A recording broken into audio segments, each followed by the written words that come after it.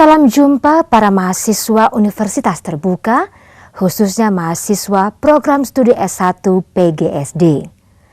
Pada pertemuan kita kali ini, kita akan membahas tentang topik air dan bagaimana merencanakan, melaksanakan pembelajaran, dan melakukan asesmen di dalam kelas.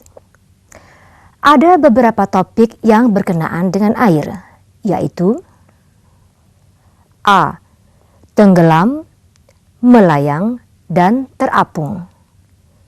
B. Manfaat air bagi kehidupan. C. Siklus air. D. Pencemaran air. Akan tetapi dalam tayangan berikut ini akan ditampilkan dua subtopik, yaitu 1. Manfaat air bagi kehidupan dengan pendekatan tematik atau terpadu. 2. Pencemaran air dengan pendekatan sains teknologi masyarakat atau STM. Saudara mahasiswa, simaklah tayangan video berikut dan setelah itu dilanjutkan dengan mendiskusikan kelebihan dan kelemahan dari cara guru mengajarkan subtopik air tersebut dengan rekan sejawat Anda dan tutor atau instruktur. Adapun model pembelajaran dalam video program ini dirancang untuk pembelajaran kelas 4 SD.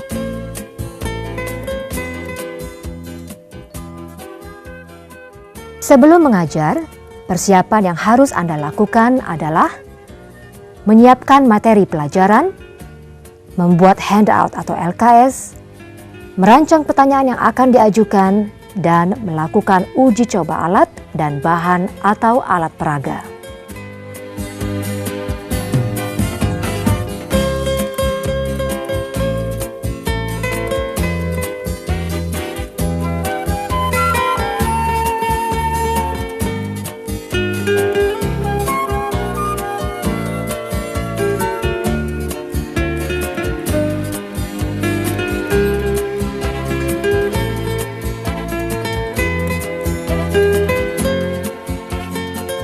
Selamat pagi anak-anak. Selamat pagi, Bu. Hari ini kita akan melanjutkan pokok bahasan minggu lalu, yaitu topik air. Nah anak-anak, dalam benak kalian, kira-kira menurut kalian, menurut pendapat kalian, hal-hal apa saja yang berkenaan dengan topik air ini? Ya? Air untuk minum. Ya, siapa lagi? Air untuk mencuci. Ya, ada lagi? Air sebagai sumber energi. Ya, siapa lagi? Air dapat menguap.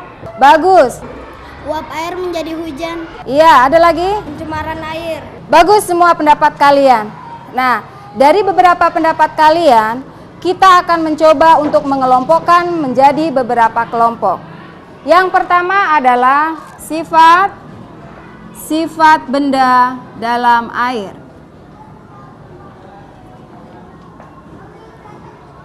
Sifat-sifat benda dalam air ini akan terbagi menjadi 3, yaitu tenggelam,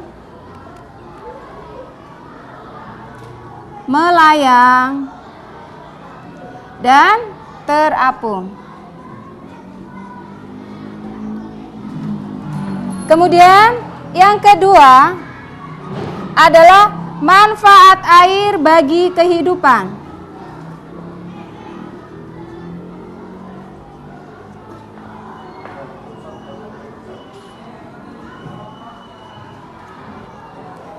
Manfaat air bagi kehidupan itu bisa sebagai sumber energi dan sebagai transportasi.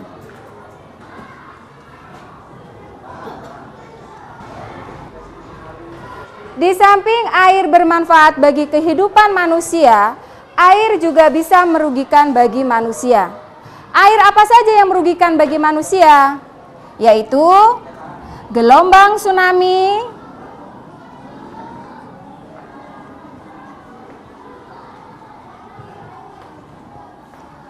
badai, dan banjir. Bagian yang ketiga adalah siklus air.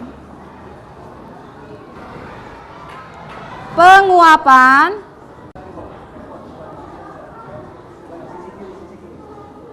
pengembunan,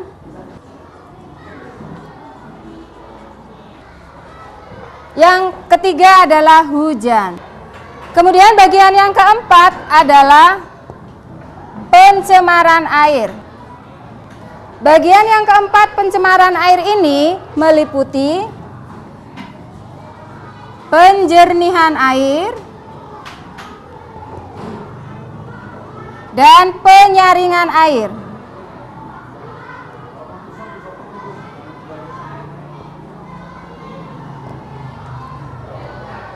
Nah, anak-anak, kita telah memiliki 4 kelompok hal-hal yang berkenaan dengan air. Jika kalian semua mempelajari dengan sungguh-sungguh dan membuat catatan-catatan yang penting, niscaya kalian akan menjadi seorang ahli atau seorang pakar dalam bidang ini. Nah, anak-anak, kita akan melanjutkan materi pembelajaran dengan sub pokok bahasan manfaat air bagi kehidupan. Nah, coba sekarang sebutkan manfaat apa saja air itu bagi kehidupan. Untuk diminum, untuk dimasak, dan untuk keperluan mandi. Ya, bagus sekali. Ada lagi yang mau menambahkan? Untuk keperluan transportasi. Ya, siapa lagi? Sebagai tempat rekreasi. Ya, ada lagi? Untuk pembangkit tenaga listrik. Bagus, semua jawaban kalian tadi semua sudah benar.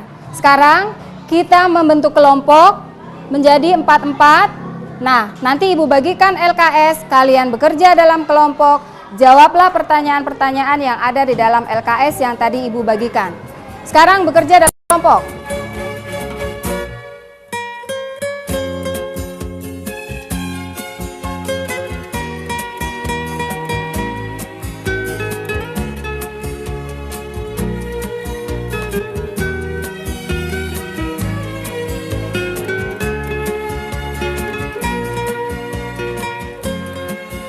Ya anak-anak, coba kegiatan 1 untuk LKS 02-nya apakah sudah selesai?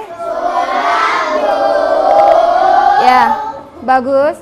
Sekarang coba wakil dari kelompok A membacakan hasil kerja kelompoknya untuk kegiatan 1 dan kegiatan 2. Kegiatan sehari-hari yang menggunakan air adalah menggosok gigi, mandi, mencuci, dan memasak. Untuk kegiatan 2, hampir semua hewan piaraan memerlukan air, misalnya ayam, kucing, kambing, burung merpati, sapi. Bagus. Sekarang coba lanjutkan wakil dari kelompok B untuk membacakan hasil kegiatan 3. Dari gambar untuk kegiatan 3, di rumah air digunakan antara lain untuk minum, memasak, mencuci piring, mencuci pakaian, mandi, menyiram pohon. Nah, anak-anak, ternyata air sangat berguna sekali bagi kehidupan kita. Sekarang coba urutkan manfaat air dari yang paling penting sampai yang kurang penting. Air untuk minum, memasak, mandi, mencuci pakaian, mencuci piring, menyiram pohon. Nah, itulah anak-anak, banyak manfaat air bagi kehidupan manusia.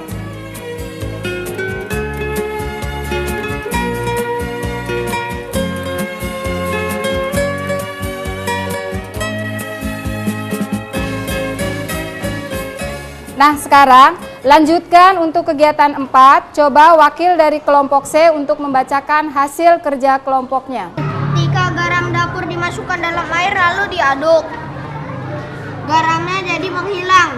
Kemana hilangnya garam tadi? Larut dalam air tadi. Benar. Silahkan lanjutkan hasil kerjanya. Pada saat pasir dimasukkan dalam gelas lalu diaduk, air menjadi keruh setelah didiamkan sebentar. Pasirnya dan kotoran lainnya mengendap kembali. Sedangkan gula pasir larut seperti halnya garam dapur. Mengapa pasir tidak larut dalam air? Air tidak dapat melarutkan pasir, akan tetapi kotoran-kotoran lainnya sebagian dapat larut. Selain garam, gula pasir, dan kotoran, apalagi yang larut dalam air? Sabun, Bu. Vitamin. Dari percobaan tadi, apakah yang dapat kalian simpulkan? Air dapat melarutkan banyak benda-benda. Karena air dapat melarutkan bermacam-macam benda, sehingga air disebut sebagai pelarut universal. Sekarang, lanjutkan untuk kegiatan 5 sampai dengan kegiatan 7. Jika kalian telah membawa artikel dari rumah, sekarang buka dan baca untuk masing-masing kelompok. Apakah artikel atau tulisan yang berkenaan dengan manfaat air bagi kehidupan telah kalian bawa? Bagus. Sekarang coba ceritakan dan bacakan isi artikelmu itu. Judul artikelnya, penduduk rela antri berjam-jam untuk mendapatkan air bersih. Bagus sekali. Nah, sekarang Bu Guru beri waktu 10 menit untuk kalian baca isi artikelmu dan diskusikan dalam kelompok. Saudara mahasiswa, dalam tayangan tadi terlihat guru menggunakan berbagai sumber belajar, seperti artikel, clipping koran, bacaan lain yang relevan dengan topik yang diajarkan. Pada saat ini, informasi yang terdapat di internet juga dapat dimanfaatkan sebagai sumber belajar. Saudara pemirsa, silakan Anda ikuti tayangan selanjutnya.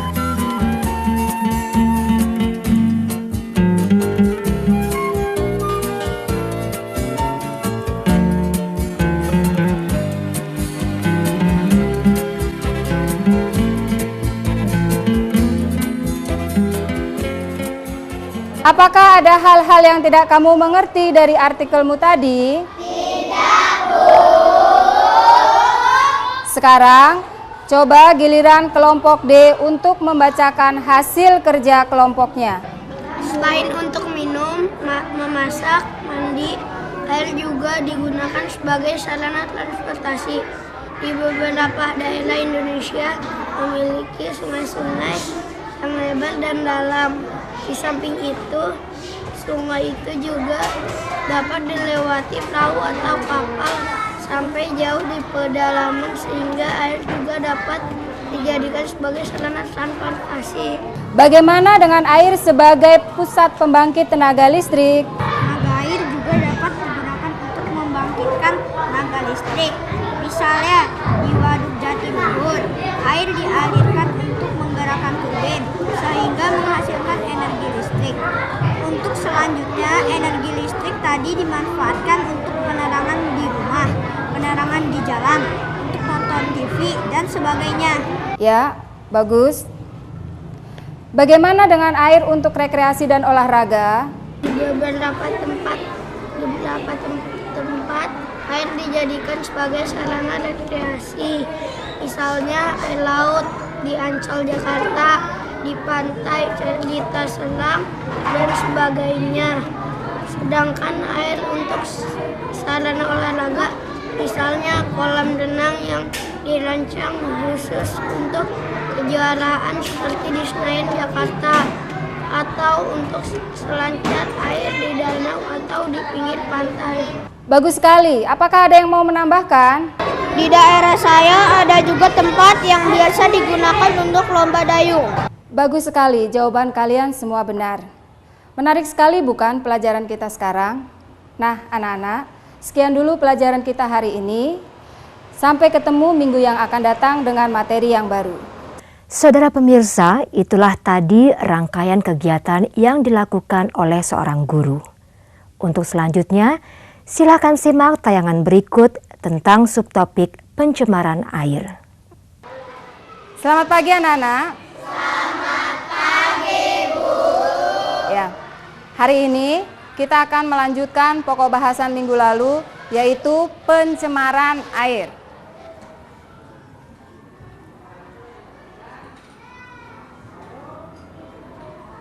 Coba anak-anak, apakah kita hidup bisa tanpa ada air? Tidak, Bu. Ya, bagus. Coba sekarang Audi. Apakah makhluk hidup lain pun apakah dapat hidup jika tidak ada air? Tidak, Bu. Sekarang coba Revan, apa syarat-syarat air yang bisa kita gunakan untuk minum, untuk mandi, atau untuk keperluan yang lainnya? Harus bersih, harus sehat, harus steril, dan sebagainya. Sekarang, apakah ada yang mau menambahkan? Warnanya harus bening. Ya, bagus. Nah, itulah anak-anak, jawaban kalian benar sekali. Ya, anak-anak, apakah kalian pernah mandi air hujan? Mbak, kira-kira bagaimana waktu air hujan? Kalau mandi air hujan, air di tanah dan air menjadi keruh. Iya, betul. Bagus sekali. Bu, mengapa sehabis turun hujan air sungai menjadi keruh? Apakah ada yang mau menjawab pertanyaan teman kalian tadi? Karena air hujan telah bercampur dengan tanah dan sebagainya. Iya, betul. Bagus sekali.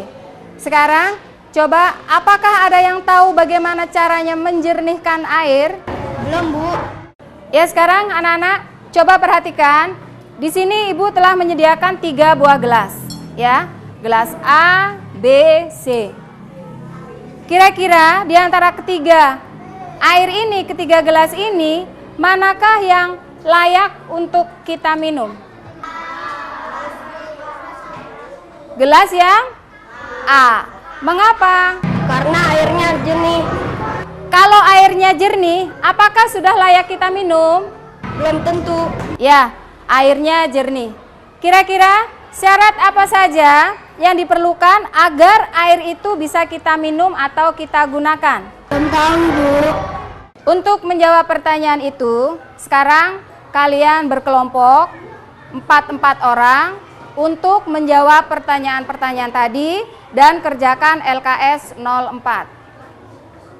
Saudara mahasiswa, dalam tayangan tadi terlihat guru mengangkat masalah sederhana yang ada di lingkungan ke dalam ruang kelas. Dengan pertanyaan-pertanyaan yang diajukan, menggiring siswa untuk mempelajari materi yang diajarkan, yaitu pencemaran air.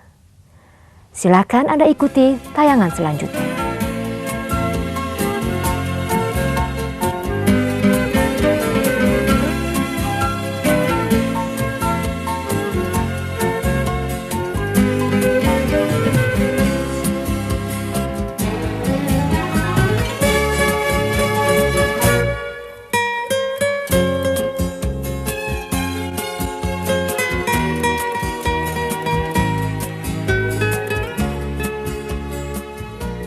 Apakah ada kesulitan dalam melakukan percobaan tadi?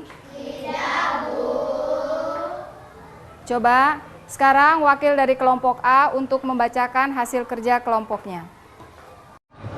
Warna air berubah setelah proses penyaringannya, warnanya lebih jernih. Coba bandingkan dengan warna air aqua. Apakah warnanya sama? Warnanya hampir sama, Bu. Bagaimana dengan baunya? Air saringan masih bau seperti sebelum disaring, sedangkan kekeruhan air menjadi berkurang. Langkah-langkah yang dilakukan untuk mempercepat penyaringan dengan cara mengedapkan kotoran terlebih dahulu. Ya, bagus. Apakah ada yang mau bertanya? Apa gunanya penambahan kain atau kapas pada proses penyaringan, Bu? Ada yang bisa menjawab? Untuk menyaring kotoran yang halus, Bu.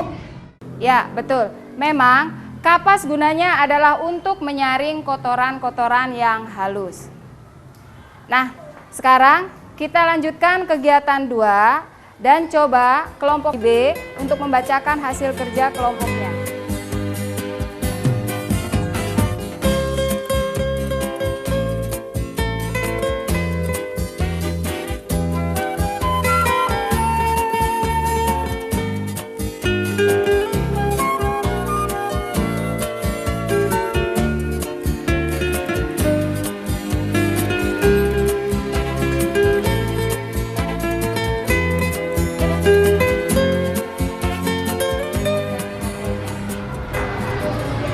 Terbentuk endapan di dasar wadah, warna endapan agak coklat gelap. Bagus. Coba sekarang perhatikan. Apakah ada yang masih bertanya? Mengapa pada saat penambahan tawas, kotoran lebih cepat menggumpal bila dibandingkan dengan dibiarkan saja? Coba kalian pikirkan, mengapa hal itu bisa terjadi? Mungkin tawas bersifat dapat mengendapkan kotoran. Benar? Ada yang mau menambahkan? Ya, Fahmi.